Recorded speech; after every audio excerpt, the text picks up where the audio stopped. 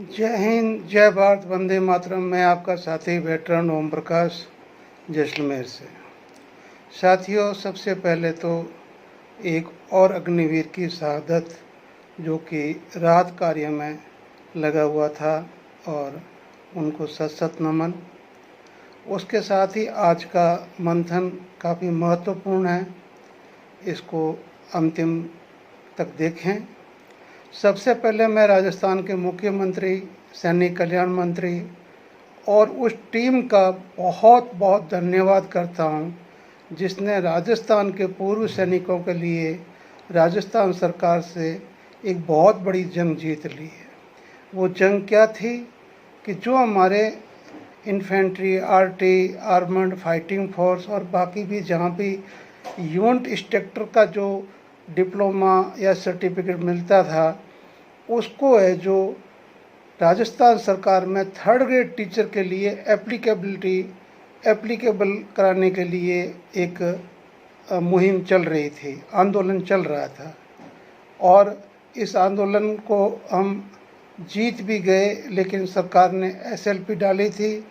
लेकिन सरकार ने वो एसएलपी वापस लेके और पूरे सैनिकों को एक बहुत बड़ा तोहफा दे दिया है कि अब वो उस सर्टिफिकेट के सहारे, उस दस्तावेज़ के सहारे अपनी थर्ड ग्रेड टीचर के लिए वो एप्लीकेबल हो गए और वो अपने एग्ज़ाम में बैठ सकते हैं।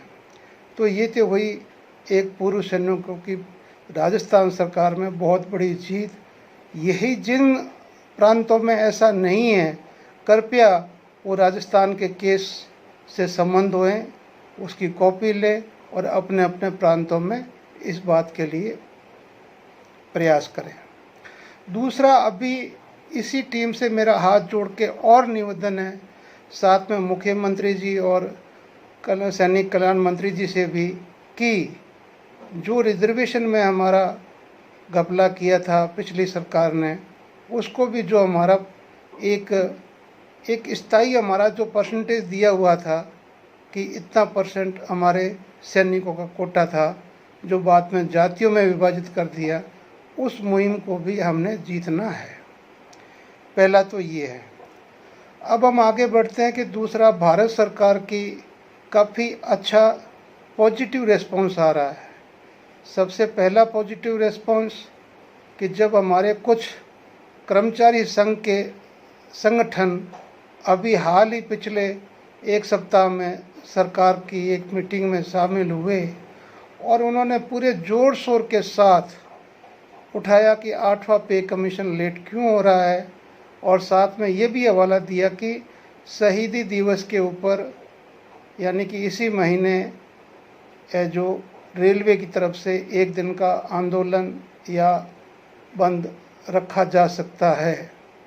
सरकार ने बड़ा पॉजिटिव जवाब दिया कि अभी तक हम स्टेट गवर्नमेंट के साथ में चर्चाएं कर रहे थे, इस वजह से थोड़े लेट हुए हैं, लेकिन हम आपको विश्वास दिलाते हैं कि आपको समय पे अपना पे कमीशन मिलेगा और आपकी मांगें मंजूर होगी। चलो, एक कम से कम पॉजिटिव संदेश तो आया। इसके साथ ही दो भ्रामक खबरें हमारे पास में आई, जो कि दो मेरे सीनियर या जूनियर तो मुझे पता नहीं है, लेकिन मेरे समकक्ष भाई है लोकेंद्र साहब और भदौरिया साहब, जिनकी अच्छी फैन फॉलोइंग है, फॉलोवर है लाखों में। तो एक साहब ने, लोकेंद्र साहब ने तो एक पीपीओ डाला है जो सितंबर का है, और उन्होंने मतलब ORP 1, 2 और 3 के साथ में फिगर मिला के समझाया है कि ये जो आया है तो इसमें है जो हमारे जितने भी जो सैनिक प्रीमेचर आए हैं, और ये सैनिक भी प्रीमेचर आया था 19 साल में, 19 साल का हवलदार था, तो ये तीनों फिगरों को मिला के उन्होंने साबित कर दिया है कि सरकार ने इनको पूरा लाभ दे दिया है। लेकिन दूसरी तरफ जब हम भदौरिया साहब का वीडियो देखते हैं तो उसमें भदौरिया साहब अपने वीडियो में एक ऑडियो सुनाते हैं, और वो ऑडियो क्लियर हमें बताता है कि जो बंदा हमारे स्पर्श से बात कर रहा है तो उसमें वो यही कह रहा है स्पर्श कि ऐसा कोई भी संदेश, लेटर या अथॉरिटी स्पर्श को नहीं मिली है। अगर कोई इश्यू हो गया होगा तो हमें नहीं पता उसके बारे में, तो वो स्पष्ट उनके मतलब काफ़ी जोर देने के बाद में भी लास्ट तक वो मना करता है कि ऐसा कुछ भी नहीं है।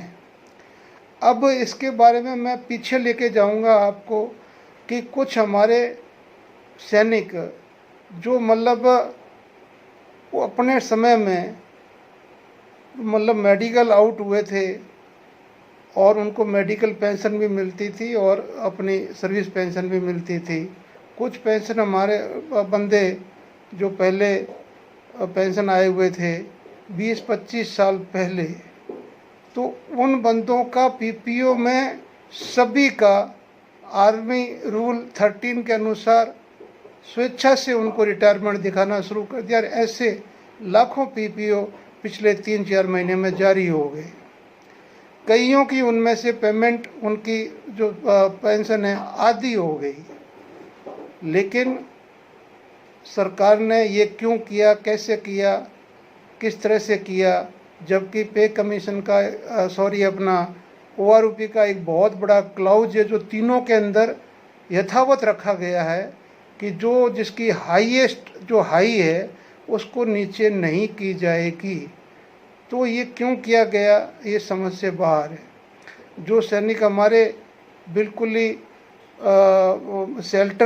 नो शेल्टर के अधीन बाहर गए हुए हैं, तो उनको एक सिपाही की पेंशन मिलती थी और उस पेंशन के आधार पे उनको अच्छी खासी पेंशन मिल जाती थी, लेकिन वो भी अभी बहुत पीछे कर दी, उसकी रिकवरी भी हो रही है। तो ये भ्रामक खबरें हैं। जब तक हमारे को कोई ऑथेंटिक अथॉरिटी ना मिले तब तक अगर हम इनसे बचें तो अच्छी बात है, और नहीं तो आपका अपना व्यू है, आपके अपने सुनने वाले हैं, आपके अपने व्यूवर है, वो चाहते हैं तो आप करें, अच्छी बात है, मुझे कोई ऑब्जेक्शन नहीं है। अभी हम आगे बढ़ेंगे कि मैं सबसे पहले अगर मैं मतलब एफईए का सदस्य हूँ तो पहले मैं एफईए से रिक्वेस्ट करूँगा कि अग्निवीर के लिए अभी हमें अपने एजेंडे में ये चीज़ शामिल कर लेनी चाहिए कि जो अग्निवीर ऑन सर्विस शहादत दे देता है, शहादत आप समझ गए कि वो ऑन ड्यूटी मतलब चाहे वो सीआई ऑप्स में हो, चाहे वो सियाचिन ग्लेशियर हो, चाहे वो युद्ध क्षेत्र में हो, और चाहे वो किसी सरकार के अदर काम में जहां सरकार ने उसको डेप्यूट किया है उस काम के लिए, वहां अगर उसकी शहादत हो जाती है तो उसको पूरी पेंशन मिलना चाहिए। और एक सिपाही की जो पेंशन की जो सारी प्रक्रिया है वही उसके ऊपर लागू होनी चाहिए। ये मैं एफईए अध्यक्ष अर्जुन सिंह साहब से हाथ जोड़ के रिक्वेस्ट करता हूँ कि इस पॉइंट को आप, क्योंकि आपका संगठन, कोई शक नहीं है कि जो आपका संगठन है, हमारा संगठन है, वो अभी सबसे बड़ा संगठन है, आने वाले दिनों में और बड़ा होगा। और सबसे बड़ी बात, अभी 4-6-7 महीने के अंदर जो अग्निवीर का पहला बैच वापस आ रहा है, अगर उनको रीस्टैब्लिश नहीं किया गया या रीएम्प्लॉयमेंट नहीं किया गया तो उसको आपकी उठाई हुई आवाज़ के तहत आपका प्लेटफॉर्म मिलेगा। और ये हमारी एक दूरदर्शी कदम होगा कि उन बच्चों को हम, अगर उनके साथ कोई नाइंसाफ़ी हो रही है तो हमारा फ़र्ज़ बनता कि उनके साथ हम खड़े रहें। लेकिन सबसे पहले मैं बाकी देश के एफई के साथ साथ सारी संगठनों से मैं हाथ जोड़ के विनती करता हूं कि कृपया मैं बीच में कोई वीडियो कुछ नहीं डाल रहा हूं। अभी ओनली जो बात सच है, जो प्लेटफॉर्म पे है, वही बात कह रहा हूं कि आप अग्निवीर के लिए आवाज़ उठाइए, जिसने शहादत दे दी है देश के लिए, तिरंगे के लिए। उसकी माँ को या पिता को, जो भी है जिंदा, उसका बेटा तो नहीं मिलेगा, लेकिन जीने का सहारा तो कम से कम वो 2 पैसे मिलेंगे। तो ये काम होना चाहिए और ये आप सभी को आवाज़ उठानी चाहिए। एक बहुत बड़ी अच्छी खबर सुनने को मिली कि जो हमारे हर तीसरे दिन एक सैनिक की, चाहे वो एनसीओ हो, जेसीओ हो, चाहे अफसर हो, इस भारत देश में पिटाई होती होती है। ये शगल बन गया है, लेकिन सरकार ने अपनी तरफ से आंखें मूंद ली है। लेकिन गुजरात के सैनिक के साथ में जो हुआ और गुजरात के सैनिक संगठनों के साथ में जो गुजरात की जनता का सहयोग देखा, उससे हमारी आत्मा तृप्त हो गई।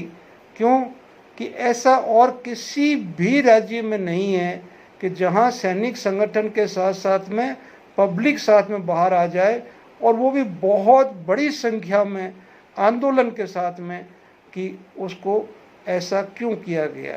कारण कि गुजरात में एक तो सैनिक कम है, लेकिन है तो उनकी गुजरात की जनता भी इज्जत करती है। और ये आज से नहीं है, बहुत पहले से गुजरात के अंदर सैनिकों की एक अलग तरह से इज्जत होती है। लेकिन बाकी जहाँ सोचते हैं कि बहुत सैनिक है, क्या करना हमने, पब्लिक बिल्कुल सैनिकों की तरफ से आंख मूंदे हुए हैं। बस जिस दिन शहादत की कोई हमारी डेथ बॉडी आती है तो उस शहीद के पीछे पीछे हो लेते हैं और दाह संस्कार के बाद में अपने घर चले जाते हैं।